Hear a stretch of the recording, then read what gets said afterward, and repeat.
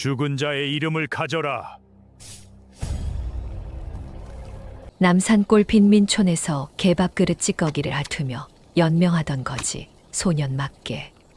산소가마 안에서 자신과 똑같이 생긴 도령의 시신을 발견한 순간 호위무사의 칼날이 그의 목을 겨눕니다. 막개의 눈동자가 사정없이 크게 흔들렸습니다. 빗물 섞인 피가 넉마를 적시는 절체절명의 상황이었죠. 천안거지 소년이 대감댁 외아들의 신분으로 갈아타야만 살 수 있는 기괴한 제안을 받았기 때문이었죠. 과연 막개는 들깨의 발톱을 숨긴 채 끝까지 도령 연극을 이어갈 수 있을까요? 호롱불 야담에 오신 걸 환영합니다. 구독과 좋아요 부탁드리며 시청하시는 곳이 어디든 그곳에 행운이 함께하길 바라겠습니다. 조선 땅의 하늘이 노한 해가 있었습니다. 봄부터 비 한 방울 내리지 않더니 여름이 와도 논바닥은 거북흥처럼 쩍쩍 갈라지고 우물마다 바닥을 드러내었지요. 거기에 역병까지 돌아 사람들이 팔이 목숨처럼 쓰러져 갔으니 한양 남산골 빈민촌은 그야말로 생지옥이었습니다. 그 지옥의 가장 깊은 구석에 한 아이가 살고 있었습니다. 이름도 없고 성도 없는 아이, 사람들은 그저 막개라 불렀습니다. 개밥 그릇에 코를 박고 남은 찌꺼기를 핥아 먹는 꼴이 꼭 들개 같다 하여 붙은 이름이었지요. 막개는 글자 하나 읽을 줄 몰랐으나 한 번 본 사람의 걸음걸이와 말투를 귀신같이 흉내내는 천부적인 재주가 있었습니다. 포졸의 호령을 따라하면 아이들이 혼비백산하여 달아났고 대감의 느릿한 걸음을 흉내내면 동냥아치들이 배를 잡고 웃었습니다. 그러나 그 재주가 막개의 배를 채워주지는 못하였지요. 가뭄이 극에 달하던 날 막개는 시장통에서 떡 한 덩이를 집어들었다가 덜미를 잡히고 말았습니다. 떡 장수가 도둑이야 소리를 지르자 포졸 셋이 달려들어 막개를 땅바닥에 내동댕이 쳤습니다. 곤장이 등짝을 내리칠 때마다 살가죽이 터져 피가 흙바닥에 스며들었고 막개는 이를 악물고 비명조차 삼켰습니다. 눈앞이 캄캄해질 즈음 포졸 하나가 고개를 돌린 틈을 타 막개는 피투성이 몸을 끌고 담장 밑 개구멍으로 기어 들어갔습니다. 어찌어찌 성밖까지 도망쳤으나 골마 터진 상처에서 열이 펄펄 끓어올랐습니다. 산자락 바위 밑에 몸을 웅크린 막개는 숨이 턱끝까지 차올라 하늘을 올려다보았습니다. 먹구름이 잔뜩 몰려와 천둥이 산을 뒤흔들더니 마침내 장대비가 쏟아져 내렸습니다. 빗물이 상처를 적시자 온몸이 불에 댄 듯 타들어갔습니다. 딱 하루만이라도 사람답게 살고 싶습니다. 막개의 절규가 빗줄기 사이로 흩어졌습니다. 하늘은 대답 대신 번개 한 줄기를 내리꽂았고 그 섬광이 산길을 환히 비추는 순간 막개는 믿기 어려운 광경을 보았습니다. 산길 한복판에 화려한 옥교 하나가 덩그러니 멈춰 서 있었던 것입니다. 가마꾼도 호위 군사도 보이지 않았고 오직 비에 젖은 비단 휘장만이 바람에 펄럭이고 있었습니다. 막개는 본능적으로 가마 쪽으로 기어갔습니다. 떨리는 손으로 휘장을 걷어 올린 순간 심장이 멎는 줄 알았습니다. 가마 안에는 자신과 쌍둥이처럼 닮은 도령 하나가 앉아 있었는데 입가에 검붉은 피를 흘린 채 이미 숨이 끊어져 있었습니다. 비단 도포에 옥관자까지 갖춘 귀한 도령이 어찌하여 이 깊은 산 중에서 홀로 죽어 있는 것인지요. 막개가 공포에 질려 뒤로 물러서는 순간 어둠 속에서 서슬퍼런 칼날이 목덜미를 스쳤습니다. 돌아보니 장대 같은 사내가 칼을 든 채 서 있었습니다. 사내는 막개의 얼굴을 번개 빛에 비추어 찬찬히 살피더니 놀랍게도 칼을 거두었습니다. 내 이름이 무엇이냐? 막개라 하옵니다. 사내의 입꼬리가 느릿하게 올라갔습니다. 그리고는 세상에서 가장 기괴한 말을 내뱉었지요. 죽은 자의 이름을 가져라. 그러면 너는 살고 아니면 여기서 시체가 둘이 된다. 막개의 눈동자가 크게 흔들렸습니다. 사내는 천검이라 불리는 호위무사였고 죽은 도령의 이름은 이휘, 이판 대감의 귀한 외아들이었습니다. 막개는 살기 위해 죽은 이휘의 비단옷을 떨리는 손으로 받아 입었고 자신의 피 묻은 넉마를 시체에게 입혔습니다. 이제부터 너는 이판 대감의 아들, 도령 이휘인이라. 천검의 목소리가 빗소리를 뚫고 막개의 귓전을 울렸습니다. 막개는 고개를 끄덕이고 가마 안으로 올라 문을 닫았습니다. 그 순간 남산골 들개 막개의 삶은 영영 끝이 났습니다. 가마가 다시 움직이기 시작하자 막개는 죽은 도령의 자리에 앉아 두 주먹을 불끈 쥐었습니다. 심장이 미친 듯이 뛰었으나 눈빛만은 어둠 속에서 고요히 타오르고 있었지요. 그렇게 막개의 처절한 연극이 폭풍우 속에서 막을 올렸습니다. 옥교가 한양 도성 안으로 들어서자 거리의 풍경이 달라졌습니다. 빈민촌의 흙길과는 비교조차 할 수 없는 넓은 대로가 펼쳐졌고 담장 너머로 기와지붕이 겹겹이 이어져 있었지요. 막개는 가마 틈새로 바깥을 훔쳐보며 침을 삼켰습니다. 코끝에 닿는 향내마저 낯설었습니다. 이판 대감댁의 대문이 열리자 하인들이 줄지어 나와 가마를 맞이하였습니다. 막개가 비틀거리며 가마에서 내리자 하인들이 일제히 허리를 숙였습니다. 난생 처음 받아보는 절이었지요. 막개는 다리가 후들거렸으나 천검이 등 뒤에서 나지막이 읊조렸습니다. 턱을 들고 천천히 걸으시오. 막개는 이를 악물고 허리를 고추 세웠습니다. 대청마루에 올라서자 백발의 노인이 앉아 기다리고 있었습니다. 이판 대감이었습니다. 대감은 막개의 얼굴을 한참이나 들여다보더니 눈을 질끈 감았습니다. 그 입술이 가늘게 떨리는 것을 막개는 놓치지 않았지요. 대감은 이미 친아들의 죽음을 알고 있었던 것입니다. 오늘부터 내가 이휘다. 딴 생각은 품지도 마라. 대감의 목소리는 차가운 쇠붙이 같았습니다. 슬픔도 분노도 아닌 오로지 가문의 안위만을 헤아리는 냉정함이 서려 있었지요. 막개는 방바닥에 이마를 대고 엎드렸습니다. 그날 밤부터 지옥 같은 훈련이 시작되었습니다.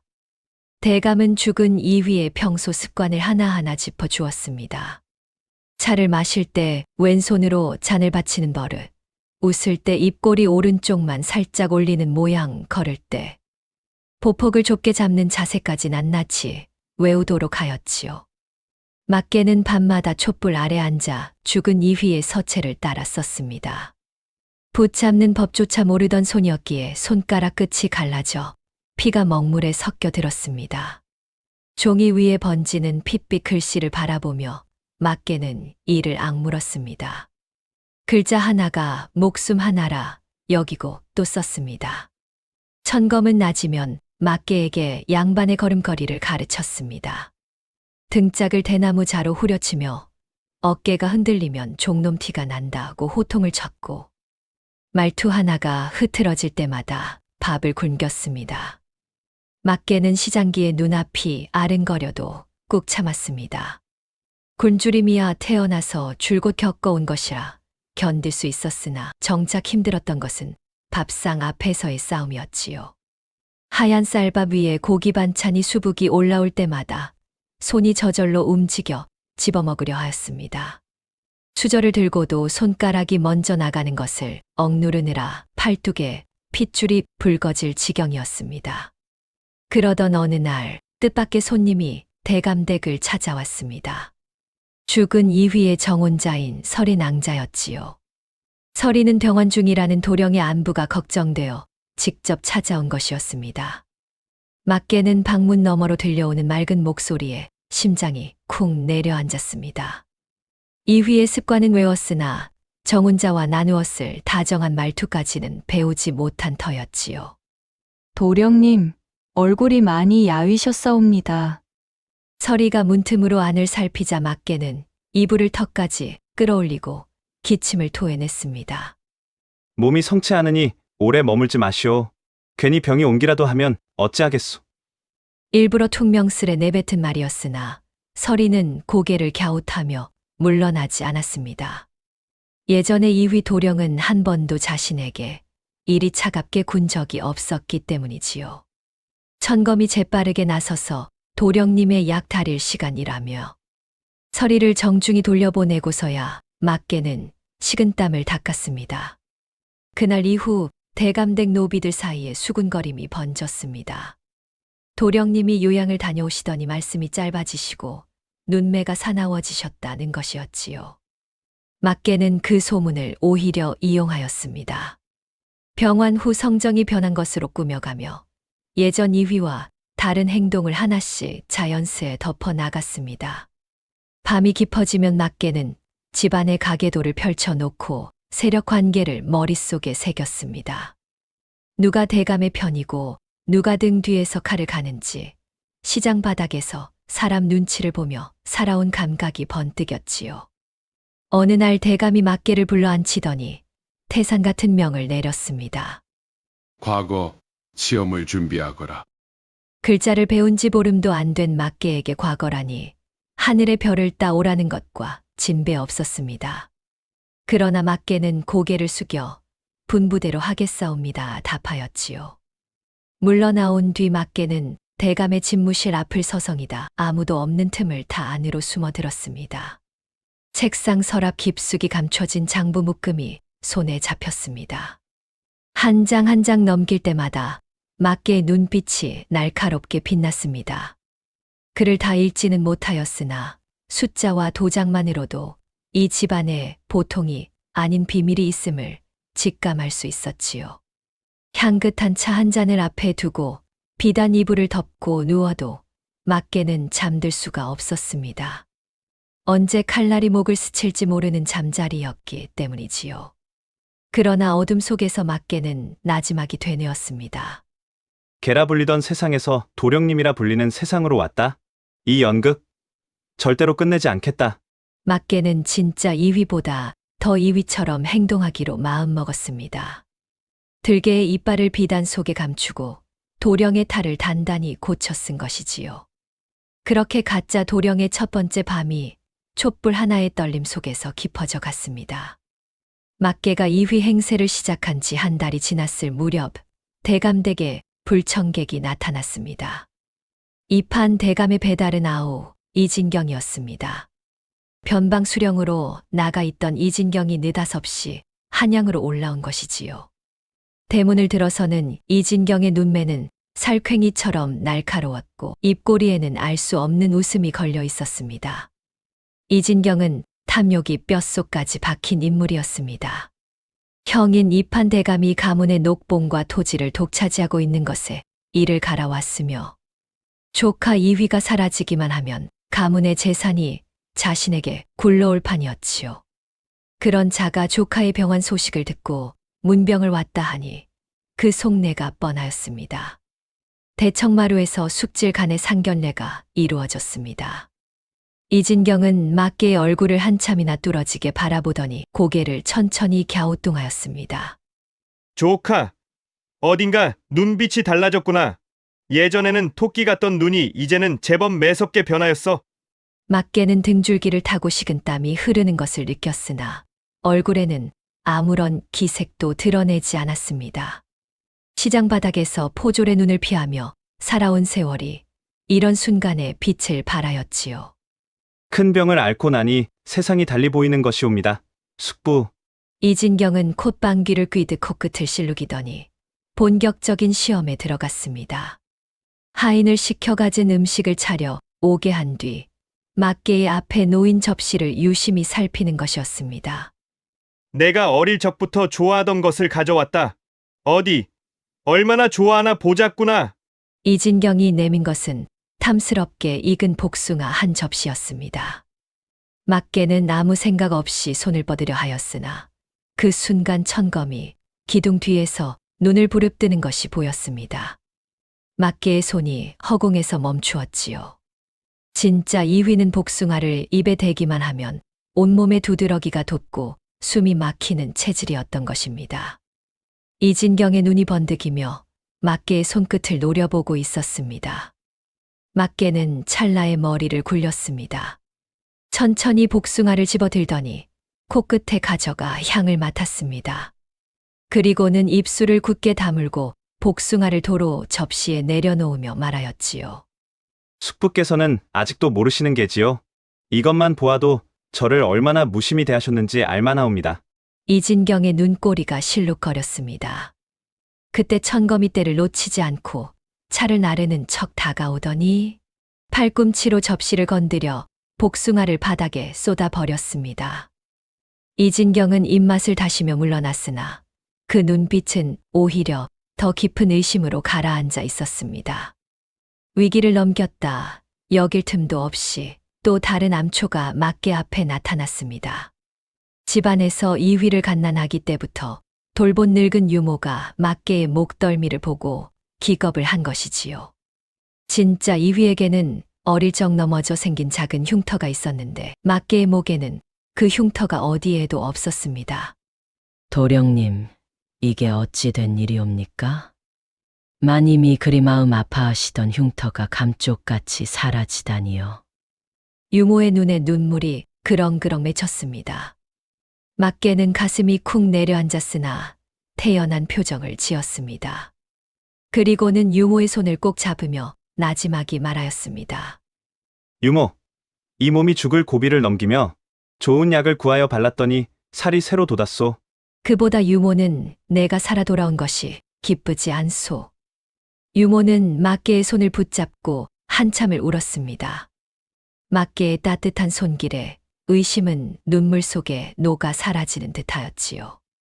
그러나 막개는 알고 있었습니다. 이런 구멍이 하나둘 늘어날수록 자신의 목에 걸린 올가미가 조여온다는 것을 말입니다. 그날 밤 막개가 잠자리에 들려는 찰나 귓전을 스치는 바람 소리가 심상치 않았습니다. 퍽 하는 소리와 함께 화살 하나가 방문을 뚫고 날아들어 베갯머리에 박혔습니다. 화살에는 작은 쪽지가 묶여 있었지요. 막개가 떨리는 손으로 쪽지를 펼치자 네 글자가 적혀 있었습니다. 가짜는 물러가라. 막개는 심장이 멎는 듯하였으나 비명을 삼키고 촛불을 껐습니다. 어둠 속에서 이를 악물며 생각하였지요. 화살이 담장 밖에서 날아온 것이 아니라 안채 쪽에서 날아왔다는 것을 시장 바닥에서 단련된 귀가 정확히 짚어내고 있었습니다. 안에서 돕는 자가 있지 않고서야 불가능한 일이었습니다. 다음 날 새벽 막개는 아무도 모르게 죽은 이휘가 마지막으로 머물렀던 별채를 뒤졌습니다. 약탕기가 탁자 위에 놓여 있었고 막개가 뚜껑을 열자 코를 찌르는 기묘한 냄새가 올라왔습니다. 약재의 향이 아닌 쇠가 타는 듯한 비린내였지요. 막개는 확신하였습니다. 진짜 이휘는 병으로 죽은 것이 아니라 누군가에게 독을 먹고 죽임을 당한 것이라는 사실을 말입니다. 막개는 약탕기를 도로 덮으며 차가운 웃음을 지었습니다.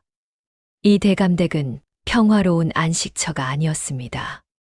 겉으로는 비단과 기와로 치장하였으나 안으로는 서로를 잡아먹으려는 짐승들이 우글거리는 지옥이었지요. 이판 대감 역시 막개를 아들로 사랑하는 것이 아니라 가문을 지키기 위한 허수아비로 세워둔 것일 뿐이었습니다. 막개는 두 주먹을 불끈 쥐며 중얼거렸습니다. 좋다. 방패로 쓰려거든 써라. 그러나 이 방패에도 이빨이 있다는 것을 곧 알게 될 것이다. 그날부터 막개의 눈빛이 달라졌습니다. 수세에 몰려 눈치만 보던 들개가 이제 이빨을 세우기 시작한 것이지요. 가면 위로 떨어진 불꽃은 막개의 속을 태운 것이 아니라 오히려 그 안에 숨어 있던 야수를 깨워 놓았습니다. 막개는 공격으로 돌아서기 위해 먼저 자신만의 무기가 필요하였습니다. 대감댁의 높은 담장 안에서는 얻을 수 없는 것들이었지요. 그래서 밤마다 천검의 눈을 피해 담을 넘었습니다. 비단 도포를 벗고 허름한 두루마기로 갈아입은 막개의 발걸음은 어둠 속에서도 물 흐르듯 빨랐습니다. 몸이 기억하는 길이었지요.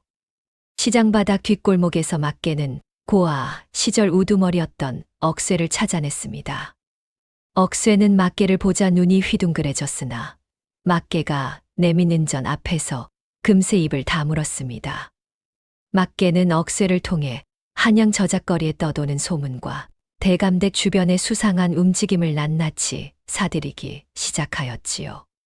그러던 중 막개의 귀에 한 노인의 이름이 들려왔습니다. 시장 바닥에서 전설로 불리는 타짜이자 정복꾼이었는데 사람들은 그를 그저 노인이라 불렀습니다. 막개는 사흘을 수소문한 끝에 성 밖 주막 다락방에서 바둑을 두고 있는 백발의 노인을 만났지요. 노인은 막개의 얼굴을 한번 보더니 피식 웃었습니다. 양반의 옷을 입었으나 눈은 들개로구나. 무엇을 원하느냐? 막개는 무릎을 꿇고 가르침을 청하였습니다. 노인은 코방귀를 뀌며 등을 돌렸으나 막개가 사흘 밤낮을 주막 앞에서 꿇어앉아 버티자 비로소 입을 열었지요. 양반의 언어는 입에 있고 장사꾼의 언어는 눈에 있느니라.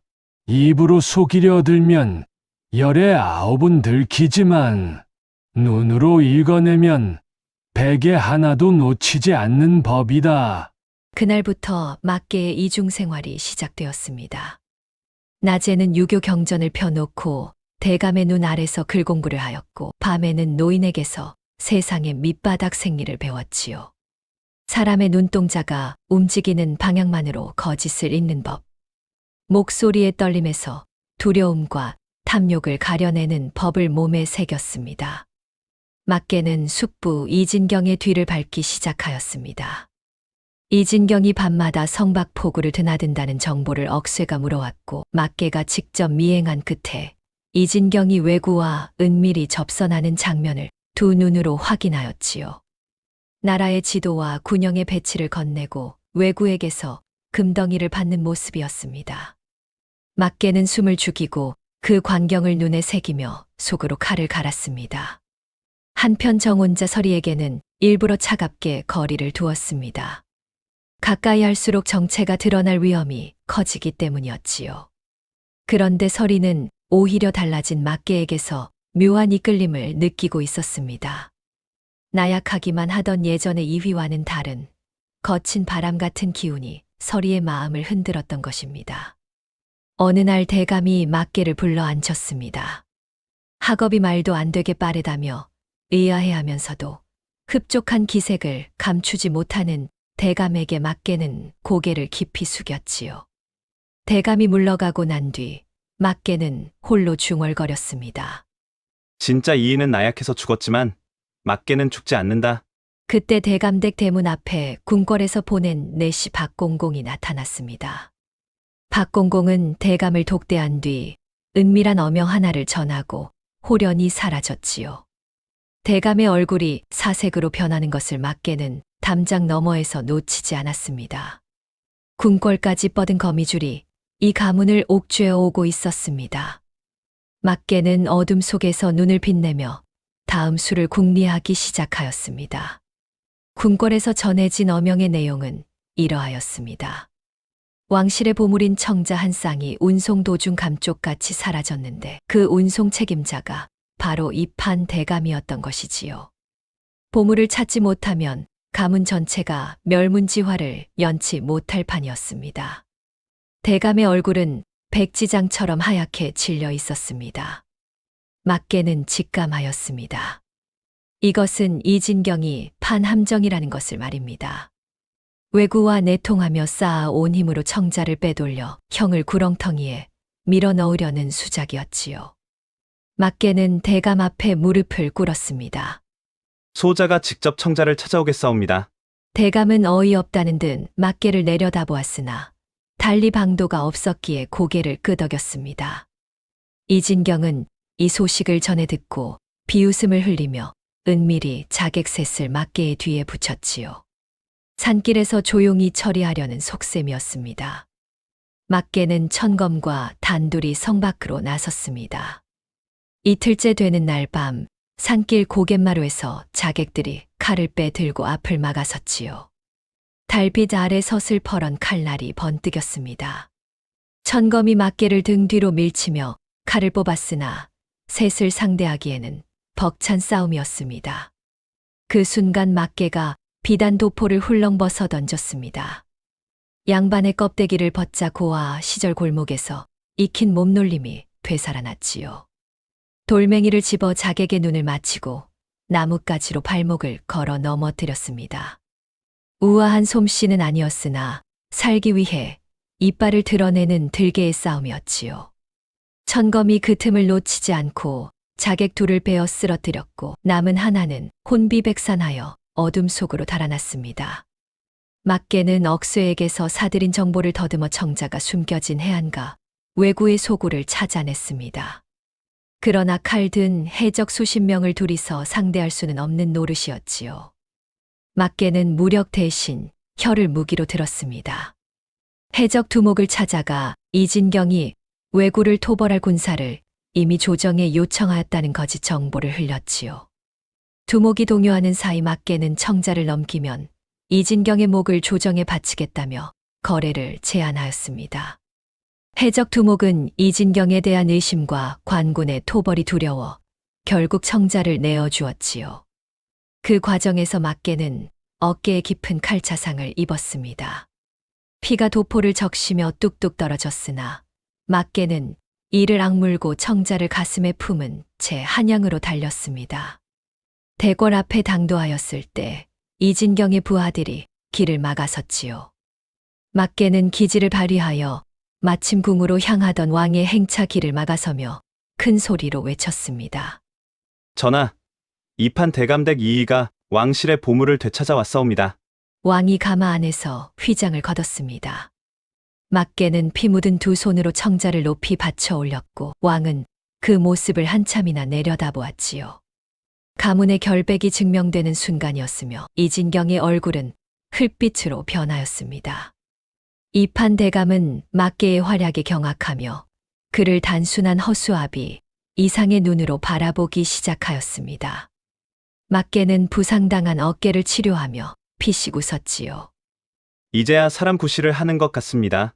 그러나 웃음도 잠깐이었습니다. 어깨의 상처를 살피던 서리의 손길이 멈추었지요. 이휘에게는 없던 건 붉은 점 하나가 어깨 뒤쪽에 선명히 박혀 있었던 것입니다. 서리의 눈동자가 크게 흔들렸습니다. 당신, 대체 누구요입니까? 막개의 입술이 굳게 다물렸습니다.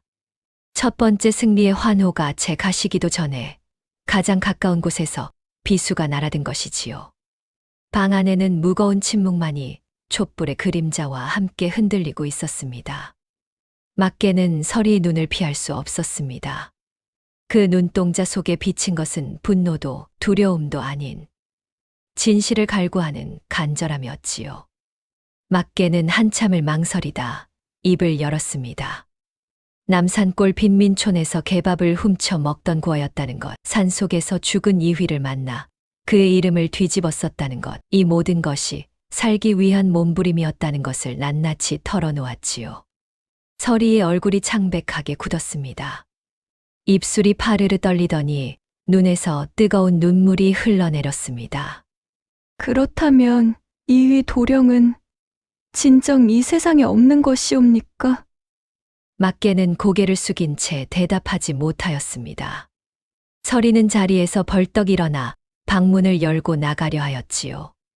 막개가 이 가문의 비밀을 지키기 위해 서리를 잡아야 할지 놓아야 할지 갈등하는 찰나 서리가 문지방 앞에서 발을 멈추었습니다. 이휘 도령을 죽인 자가 누구인지 알고 있사옵니까? 막개는 고개를 들었습니다. 그리고 별채에서 맡았던 약탕기의 비린내와 이진경의 수상한 행적을 하나하나 풀어놓았지요.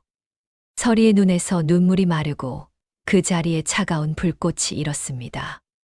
이진경이 이휘 도령을 독살하였다면 저는 당신을 도울 것이옵니다.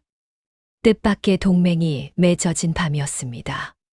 두 사람은 머리를 맞대고 죽은 이휘의 방에 남겨진 물건들을 살피기 시작하였지요. 이휘가 생전에 남긴 일기장이 장롱 깊숙한 곳에서 나왔습니다. 서리가 한 장 한 장 넘기던 손이 어느 대목에서 딱 멈추었습니다. 일기에는 충격적인 내용이 적혀 있었습니다. 진짜 이휘는 이판 대감의 친아들이 아니었던 것이지요. 대감이 젊은 시절 권력 다툼 끝에 멸문시킨 가문이 있었는데 그 가문의 유일한 생존자가 바로 이휘였습니다. 대감은 죄책감과 집안의 대를 이을 아들이 필요하다는 계산 아래 원수의 핏줄을 거두어 기른 것이었지요. 막개는 일기장을 내려놓고 한참이나 허공을 바라보았습니다. 자신이 목숨을 걸고 훔친 이름, 이판 대감의 귀한 아들이라는 신분, 그것 자체가 이미 거짓 위에 세워진 모래성이었던 것입니다. 가짜가 가짜의 자리를 차지한 셈이니 허탈한 웃음이 절로 새어나왔지요. 그러나 막개는 이내 눈빛을 가다듬었습니다. 진실이 무엇이든 살아남아야 한다는 사실은 변하지 않았으니까요. 막개는 그동안 모아둔 이진경의 행적을 정리하였습니다. 외구와의 접선 장면, 금덩이를 주고받는 현장, 나라의 군용 배치도를 건네는 정황까지 물증이 하나둘 쌓여갔지요. 막개는 이 물증을 들고 이진경을 정면으로 압박하였습니다. 그러나 이진경은 호락호락한 상대가 아니었지요. 오히려 비웃으며 되받아쳤습니다. 이 증거를 내놓는 순간 내 정체도 함께 드러난다. 남산골 케밥 도둑이 양반 행세를 한 죄, 능지처참도 모자라느니라. 막개는 한 발짝도 물러서지 않았습니다. 곧장 이판 대감을 찾아가 무릎을 꿇고 말하였지요. 대감마님, 우리는 같은 배를 탔사옵니다. 소자의 정체가 탄로나면 대감마님의 비밀도 함께 무너지옵니다. 소자를 칼로 쓰시든 방패로 쓰시든 이진경부터 먼저 베어야 이 배가 가라앉지 않사옵니다. 대감은 오랫동안 막개를 들여다보았습니다. 고아 출신의 들개가 자신에게 협박 섞인 동맹을 제안하다니 기가 막히면서도 그 배짱에 혀를 내두를 수밖에 없었지요. 대감은 느릿하게 고개를 끄덕였습니다. 그 순간부터 막개는 허수아비가 아닌 가문의 실권을 쥔 손으로 올라섰습니다. 막개는 시장 바닥의 정보 조직을 가문의 그늘 아래로 끌어들여 한양의 소문을 소나귀에 넣었습니다. 이제 막개는 단순한 대역이 아니었습니다. 진짜 이휘보다 더 단단하고 더 날카로운 가짜 이휘로 거듭난 것이지요. 그러나 하늘은 막개에게 숨 돌릴 틈을 주지 않았습니다. 궁궐에서 새로 관직을 얻은 자들의 명단이 돌았는데 그 안에 막개의 심장을 얼어붙게 만드는 이름이 있었습니다. 고아 시절 막개를 짓밟고 괴롭히던 원수, 칠성이 벼슬아치가 되어 한양에 들어온 것이지요. 막개의 얼굴을 누구보다 잘 아는 자였습니다. 비밀의 그물의 구멍이 하나씩 뚫려 가고 있었습니다. 막개는 창밖에 걸린 초승달을 올려다보며 이를 악물었지요. 바람이 차갑게 불어왔으나 물러설 곳은 이미 어디에도 남아있지 않았습니다. 이진경은 칠성을 손에 넣었습니다. 고아 시절 막개의 얼굴을 훤히 아는 칠성이야말로 가짜 도령의 탈을 벗길 가장 날카로운 칼이었지요. 이진경은 칠성에게 벼슬과 금을 약속하며 대궐 연회장에서 막개의 정체를 밝히라는 밀명을 내렸습니다. 막개도 가만히 앉아 있지는 않았습니다. 억쇠를 보내 칠성을 미리 매수하려 하였지요. 그러나 칠성은 은전 보따리를 바닥에 내던지며 이를 드러냈습니다. 돈으로 내 원한을 사려고 니놈이 도령님 행세를 하다니 내 손으로 그 가면을 벗겨주마. 칠성의 원한은 돈으로 살 수 있는 것이 아니었습니다. 고아 시절 막개가 아이들을 이끌고 칠성의 구역을 빼앗은 적이 있었으니 뼛속까지 사무친 앙심이었지요. 막개는 매수가 불가능함을 깨닫고 다른 수를 궁리하기 시작하였습니다. 연회날이 밝았습니다. 대궐 안뜰의 문무백관이 도열하고 왕이 옥좌에 앉자 풍악이 울려 퍼졌지요. 막개는 이판 대감의 아들 자격으로 연회에 참석하였으나 손끝이 차갑게 식어가는 것을 느꼈습니다. 언제 칠성이 입을 열지 모르는 싸움이었습니다. 술잔이 새 순배 돌았을 무렵 칠성이 자리에서 벌떡 일어났습니다. 넓은 연회장에 칠성의 목소리가 쩌렁쩌렁 울렸지요. 전하, 저 이판 대감댁 도령은 가짜이옵니다. 남산골에서 개밥을 훔쳐먹던 막개라는 거지이옵니다. 좌중이 얼어붙었습니다. 백관들의 시선이 일제히 막개에게 쏠렸고 왕의 눈썹이 천천히 치켜 올라갔지요. 이진경은 부채 뒤에서 입꼬리를 올리며 승리를 확신하고 있었습니다. 2위, 얼굴을 들라. 왕의 명이 떨어졌습니다. 막개는 엎드렸던 고개를 천천히 들었습니다. 심장이 갈비뼈를 깨뜨릴 듯 요동쳤으나 눈빛만은 고요하였지요. 막개는 이미 이 순간을 예견하고 며칠 밤을 새워 짜 놓은 판이 있었습니다. 전하, 저 차를 보시옵소서. 막개는 또렷한 목소리로 칠성을 가리켰습니다. 그리고 품속에서 서찰 묶음을 꺼내 높이 들어 올렸지요. 이진경이 칠성에게 보낸 밀서를 위조하여 칠성이 이진경의 사주를 받고 충신의 자제를 모함하는 것처럼 꾸며놓은 가짜 증거였습니다. 노인에게서 배운 위조 기술이 빛을 발한 순간이었지요. 이 자는 역적 이진경의 앞잡이로 소자를 모함하여 충신 가문을 무너뜨리려는 간첩이옵니다. 연회장이 술렁였습니다. 칠성은 발을 동동 구르며 억울함을 호소하였으나 막개가 내놓은 서찰의 필적이 이진경의 것과 묘하게 닮아 있었기에 신빙성을 얻었지요. 칠성은 무고죄로 끌려갔고 이진경은 당황하여 말을 더듬으며 변명을 늘어놓았으나 오히려 의심만 키웠습니다. 위기를 넘겼으나 왕의 눈은 여전히 막개를 향해 있었습니다. 그 시선 속에 남아있는 의구심이 막개의 등골을 서늘하게 적셨지요. 연회가 끝난 뒤 막개는 천검에게 나지막이 말하였습니다. 오늘은 이겼으나 같은 수가 2번 통하지는 않을 것이오. 천검은 묵묵히 고개를 끄덕였습니다. 그런데 그날 밤 막개를 기다리고 있던 것은 왕의 추궁이 아니었습니다. 대감이 보낸 자객이었지요. 이 판 대감은 막개의 존재가 가문에 더 큰 위험이 되었다고 판단하고 은밀히 칼잡이를 방에 들여보낸 것이었습니다.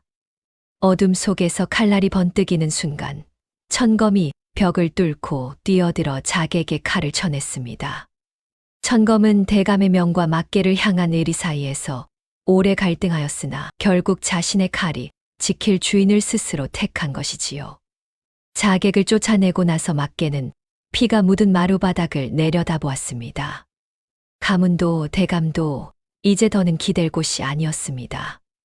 막개는 달빛이 비치는 창문을 열고 깊은 숨을 내쉬었지요. 이제 누구의 그늘도 아닌 내 힘으로 서야 할 때가 왔구나. 바람이 막개의 옷깃을 세차게 흔들었습니다.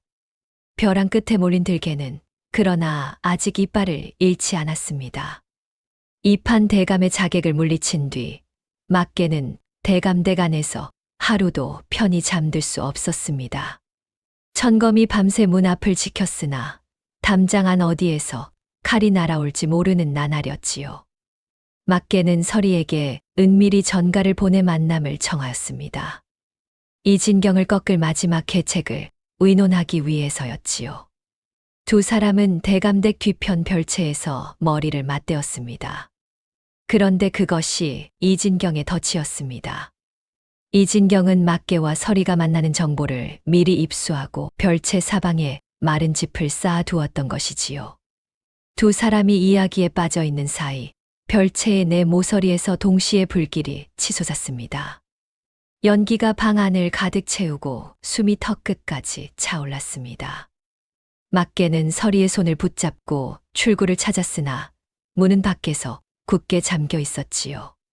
불길이 석가래를 타고 번지며 천장에서 불덩이가 쏟아져 내렸습니다. 막개는 자신의 몸으로 서리를 감싸 안고 벽 쪽으로 내달렸습니다. 어깨로 나무벽을 2번, 3번 들이받자 비로소 판자가 갈라지며 구멍이 뚫렸지요. 막개는 서리를 먼저 밀어내고 자신도 불길 속에서 몸을 던졌습니다. 마당에 쓰러진 막개의 등판에서 옷이 다 들어가고 있었습니다. 천검이 달려와 불을 껐으나 이미 등가죽이 검붉게 일어나 있었지요. 그런데 그보다 더 치명적인 것은 불에 타 벗겨진 옷 아래로 드러난 것이었습니다. 막개의 등 한가운데에 지워지지 않는 낙인이 선명하게 찍혀 있었지요. 고아원에서 도망친 아이들에게 관아가 새기는 표식이었습니다. 하필 그 순간 소란을 듣고 달려온 것은 왕의 호위군이었습니다. 이진경이 미리 궁에 화제를 알려 군사를 불러들인 것이지요. 호위군과 신하들이 막개의 등에 찍힌 낙인을 똑똑히 목격하였습니다. 더 이상 어떤 말로도 둘러댈 수 없는 증거였습니다. 막개는 그 자리에서 포박되어 의금부 지하 감옥에 던져졌습니다. 차가운 돌바닥 위에 엎드린 막개의 등에서 피가 스며 나왔고 옥졸들은 가짜 양반이라며 발로 걷어찼지요. 이판 대감은 즉시 입장을 바꾸었습니다. 저 자는 우리 아들을 죽이고 사칭한 괴물이다. 엄벌에 처해달라. 대감의 목소리가 의금부 마당에 울려 퍼지는 것을 막개는 감옥 안에서 들었습니다. 같은 배를 탔다던 자가 가장 먼저 노를 버리고 뛰어내린 것이지요. 설이마저 가문의 수치를 덮기 위해 친정으로 끌려갔고 천검은 배신자로 낙인 찍혀 쫓기는 몸이 되었습니다. 모든 것이 무너졌습니다. 감옥 안에는 쥐 한 마리와 막개뿐이었지요. 비단 옷도 도령의 이름도 믿었던 사람도 모두 사라지고 남은 것은 골마 터진 상처와 차가운 쇠사슬 뿐이었습니다. 막개는 벽에 등을 기대고 눈을 감았습니다. 고아 시절보다 더 깊은 밑바닥이었지요. 차라리 혀를 깨물어 이 지긋지긋한 삶을 끝낼까 하는 생각이 스쳐 지나갔습니다. 그때 감옥 벽에 빼곡히 새겨진 글자들이 눈에 들어왔지요. 이 감옥을 거쳐 간 수많은 죄수들이 손톱으로 긁어 남긴 이름이었습니다. 어떤 이름은 깊고 어떤 이름은 흐릿하였으나 하나같이 살고 싶다는 절규가 배어 있었습니다. 그 순간 노인의 목소리가 귓전을 울렸습니다. 이름이 무엇이 중요하냐? 살아남는 자가 주인이니라. 막개는 이를 악물었습니다. 혀를 깨무는 대신 두 주먹을 쥐었지요. 막개는 옥졸에게 말을 걸기 시작하였습니다. 며칠을 두고 옥졸의 얼굴빛과 한숨 소리를 살피던 막개는 그에게 어린 자식이 있으며 그 아이가 열병을 앓고 있다는 것을 알아냈지요. 막개는 대감댁 장서각에서 외워 둔 약방문을 떠올려 처방을 일러주었습니다. 사흘 뒤 옥졸이 눈시울을 붉히며 막개 앞에 무릎을 꿇었습니다. 아이가 살았소. 은혜를 갚겠소. 막개의 눈빛이 어둠 속에서 다시 타올랐습니다. 절망의 늪 밑바닥에서 들개는 마지막 도박의 패를 쥐었지요. 옥졸의 도움으로 감옥 문이 열린 것은 삼경이 깊어질 무렵이었습니다. 막개는 쇠사슬을 풀고 감옥 밖으로 나서는 순간 도망칠 생각을 하지 않았습니다. 도망쳐봐야 평생 쫓기는 들개 신세를 면치 못할 것이었지요. 막개는 살아남는 것이 아니라 이기기 위해 발걸음을 돌렸습니다. 왕이 홀로 기도를 올리는 종묘를 향하여 달빛조차 구름에 가린 어둠 속을 막개는 담장을 타고 지붕을 건너며 나아갔습니다. 고아 시절 한양의 골목과 지붕길을 제 집처럼 누비던 감각이 되살아났지요. 종묘 담장 아래에 이르렀을 때 안에서 은은한 향 냄새와 함께 읊조리는 목소리가 흘러나왔습니다. 왕이 선왕들의 위패 앞에서 나라의 안녕을 비는 기도를 올리고 있었지요. 막개는 담을 넘어 종묘 안뜰에 내려섰습니다. 호위 군사의 눈을 피해 기둥 그림자를 타고 전각 앞까지 다가간 막개는 마지막 숨을 크게 들이쉬고 왕 앞에 엎드렸습니다. 호위 군사들이 칼을 빼 들고 달려들었으나 막개는 칼을 들지도 저항하지도 않았지요. 다만 자신의 해진 옷깃을 잡아 찢어 등의 낙인을 드러내 보였습니다. 전하, 소인은 이의가 아니옵니다. 남산골에서 막개라 불리던 벌레이옵니다. 왕의 눈이 가늘어졌습니다. 호위 군사들이 막개의 목에 칼을 겨누었으나 왕이 손짓으로 이를 멈추었지요. 막개는 이마를 돌바닥에 지식이며 말을 이었습니다. 소인의 목숨은 하찮사오나 저 높은 양반들이 나라를 팔아넘기는 문서는 진짜이옵니다. 막개는 품속에서 두툼한 서찰 묶음을 꺼내 왕 앞에 바쳤습니다. 이진경이 외구와 내통하며 주고받은 밀서, 군영의 배치도를 넘긴 현장을 기록한 문서, 이판 대감이 수십 년간 쌓아온 비리 장부까지 감옥에 끌려가기 전 천검에게 맡겨두었던 것을 옥졸이 되찾아 준 것이었지요. 왕은 문서를 한 장 한 장 넘기며 얼굴이 점점 굳어졌습니다. 한참을 살피던 왕이 입을 열었습니다. 죽음이 두렵지 않느냐? 막개는 고개를 들었습니다. 왕의 눈을 똑바로 바라보며 대답하였지요. 고아로 이름 없이 죽는 것보다 나라를 좀먹는 자들을 밝히고 죽는 것이 소원이옵니다. 왕은 오래도록 막개를 내려다보았습니다. 누더기를 걸친 고아의 눈에서 거짓을 찾으려 하였으나 그 눈빛은 조정의 어떤 신하보다 맑고 단단하였지요. 왕이 천천히 입을 열었습니다. 단 하루를 주마. 이진경의 역모를 현장에서 증명하여라. 실패하면 내 목은 장대에 걸릴 것이니라. 막개는 이마를 조아리고 종묘를 빠져나왔습니다. 하루, 딱 하루였습니다. 막개는 성박 주막으로 달려가 천검을 만났지요. 쫓기는 몸이 되어 수염이 덥수룩해진 천검이었으나 막개를 보자 말없이 칼을 어깨에 올렸습니다.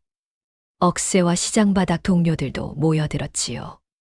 초라한 행색의 고아와 불황자들이었으나 그 눈빛만은 하나같이 불꽃처럼 타오르고 있었습니다. 그날 밤 이진경이 외구 두목과 마지막 거래를 하기로 한 해안가 포구의 막개의 사람들이 매복하였습니다. 이진경은 나라의 봉수대 위치를 담은 지도를 들고 나타났고 외구 두목이 금괴를 내밀었지요.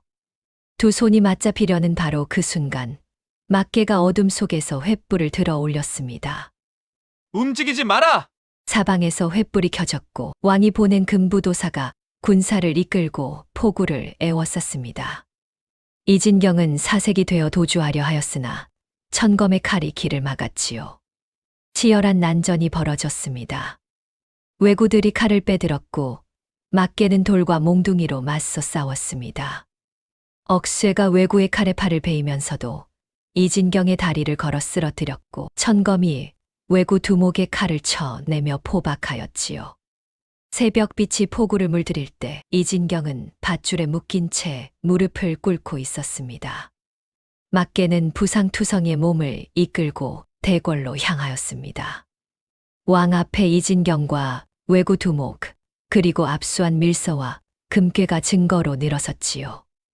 이판 대감의 비리 장부까지 함께 펼쳐지자 대감은 그 자리에서 고개를 떨구었습니다. 막개는 피 묻은 옷차림 그대로 왕 앞에 엎드렸습니다. 들개의 마지막 도박이 끝난 것이지요. 왕의 입이 열리기를 기다리며 막개는 난생 처음으로 하늘에 빌었습니다. 이번만은 사람의 이름으로 살게 해달라고. 왕은 조정 대신들이 도열한 자리에서 판결을 내렸습니다. 이진경은 나라를 적에게 팔아넘기려 한 대역죄인으로 차명에 처해졌고 이판 대감은 수십 년간 쌓아온 비리가 낱낱이 드러나 관직을 삭탈당한 뒤 먼 섬으로 유배되었지요. 한양을 호령하던 명문가가 하루아침에 무너져 내린 것이었습니다. 모든 처분이 끝난 뒤 왕은 막개를 불러 세웠습니다. 피와 흙이 뒤범벅된 누더기를 걸친 막개가 옥좌 아래 엎드리자 왕이 입을 열었지요. 내가 세운 공이 적지 않다. 새로운 이름과 벼슬을 내리겠노라. 좌중이 술렁였습니다. 고아 출신에게 성과 벼슬을 내린다는 것은 파격 중의 파격이었지요. 그러나 막개는 이마를 바닥에 대고 아뢰었습니다. 전하, 황공하오나 사양하겠사옵니다. 거짓된 이름으로 사는 것은 한 번으로 족하옵니다. 왕의 눈썹이 미세하게 움직였습니다. 이름을 훔쳐 양반 행세를 하던 자가 정작 진짜 이름을 내리겠다는데 고개를 젓다니 뜻밖이었지요. 왕은 한참을 막개를 내려다보다 고개를 끄덕였습니다. 그 뜻을 가상히 여기마. 대신 너에게 특명을 내리겠노라. 왕은 막개를 사면하고 임금의 눈과 귀가 되어 세상의 부정을 살피는 비밀정보원의 역할을 맡겼습니다. 관복도 품계도 없으나 왕의 밀부를 지닌 채 천하를 누빌 수 있는 자리였지요. 막계에게 이보다 더 어울리는 소임은 없었습니다. 이판 대감의 저택과 토지는 조정에 몰수되어 굶주린 백성들을 먹여 살리는 구휼기관으로 바뀌었습니다. 비단과 기와로 치장하여 서로를 잡아먹던 지옥이 이제는 죽어가던 목숨을 살리는 곳이 되었으니 참으로 묘한 일이었지요. 서리는 천검이 목숨을 걸고 찾아내어 무사히 구출되었습니다. 대궐 앞에서 다시 만난 두 사람은 한참이나 말없이 서로를 바라보았지요. 서리의 눈가에 눈물이 맺혔으나 입가에는 미소가 번지고 있었습니다. 이제 당신을 무어라 불러야 하옵니까? 막계라 불러주시오. 그것이 나의 이름이오. 서리는 고개를 끄덕이며 웃었습니다. 두 사람은 양반과 천민의 벽을 넘어 서로의 곁에 서기로 하였지요. 혼례의 예를 갖추지는 못하였으나 함께 걷는 걸음만은 그 어떤 부부보다 단단하였습니다. 막계는 더 이상 비단옷을 입지 않았습니다. 수수한 무명옷에 집신을 신고 시장 바닥을 누볐지요. 그러나 그 걸음걸이는 세상에서 가장 당당하였습니다. 막계는 자신과 같은 고아들을 모아 그를 가르치고 살아가는 법을 전하는 서당을 열었습니다. 들개처럼 떠돌던 아이들이 하나둘 모여들어 따뜻한 밥을 먹고 그를 읽는 모습에 막계의 눈시울이 붉어지곤 하였지요. 세간에는 야담 하나가 떠돌기 시작하였습니다. 죽은 도령의 이름을 빌려 나라를 구한 고아의 이야기가 술자리에서 이 입 저 입으로 퍼져나갔지요. 사람들은 그 이야기를 들으며 혀를 내두르기도 하고 눈물을 훔치기도 하였습니다. 어느 가을날 저녁 막계는 서당 마루에 앉아 석양을 바라보고 있었습니다.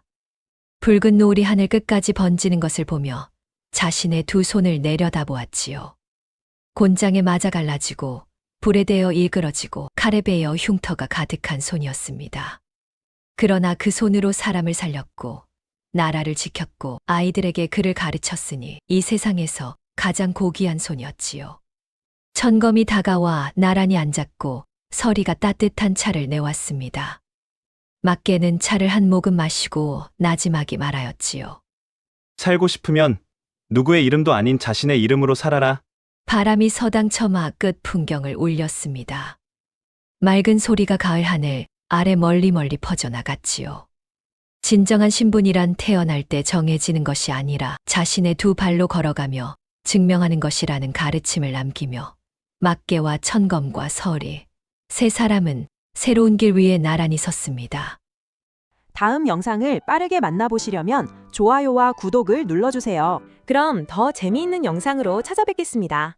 모두 행복한 하루 보내세요.